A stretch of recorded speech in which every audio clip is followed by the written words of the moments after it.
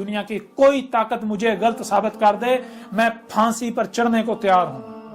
तुम कहते हो ना कि इसे मीनारे पाकिस्तान पर लाकर फांसी दी जाए सरेआम, तो भाई फांसी मुझे देनी है या कज़ाब को देनी है?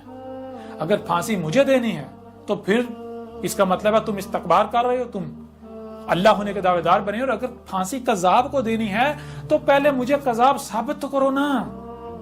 अल्लाह की कसम, मुझे अगर तुम लोग कज़ाब साबित कर दो, मैं वो अल्लाह का वही रसूल ईसा नहीं हूं जिसका तुम इंतजार कर रहे हो। अगर तुम मुझे कज़ाब साबित कर दो तो फिर मैं खुद अपने आप को पेश कर दूंगा, मुझे सरेआम मीनारे पाकिस्तान पर फांसी दे देना।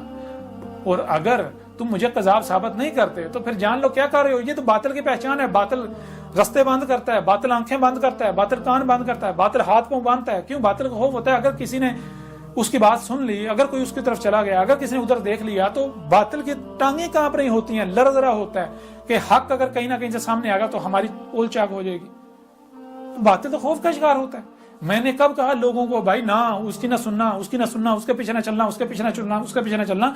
मैं तो हर एक को दावा कर रहा हूं भाई अपनी तहकीक करो, अपनी गौर फिक्र करो, सबकी सुनो, सबकी सुनो, फिर जो हक है उसके पीछे चलो। क्यों? इत्बा तो हक की करनी है ना, इत्बा क्या शख्सियात की करनी है? मैं नहीं कहता तुम मेरे पीछे चलो, मेरी इत्बा करो, नहीं, गौर फिक्र करो, अपने घोड़े दौड़ाओ, अक्ल के घोड़े दौड़ाओ जहां तक दौड़ा सकते हो, फिर जो हक साबित हो हक की इत्बा करो। मुझे कज़ाब साबित करो। अगर मैं कज़ाब हूं तो बिलाशुबा शिवा जो कज़ाब की सजा है मैं भुगतने को तैयार हूं। अगर नहीं है तो जान लें मैं इस वक्त उनसे भी मुखातब हूं जो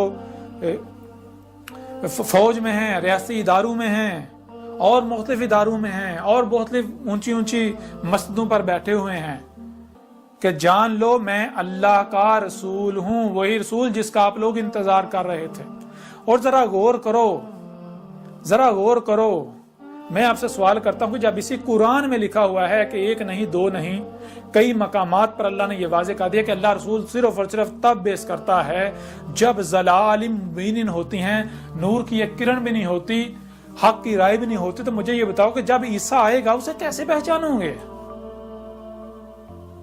बगैर तहकीक किए कुफ्र व कज़ब करोगे तो कैसे पहचान पाओगे? वो अक्ल के अंदर जरा गौर करो, तहकीक करो। अगर मैं कज़ाब हूं तो मैं सजा भुगतने के लिए तैयार हूं, अगर मैं कज़ाब नहीं हूं तो जान लो आज अगर तुम देख रहे हो कि हमारे पास माल है, औलाद है, हमने वर्दियां पहनी हुई हैं, हम बड़े बड़े उहदों पर फायज हैं, हम ताकत में हैं, ताकत के नशे में चूर, ये वो, तो ये ताकत मुशर्रफ को देखो, उसकी हालत देखो, वो क्या मुक्के लहराता था, मुक्के। आज उसकी हालत क्या है? पूछें उससे।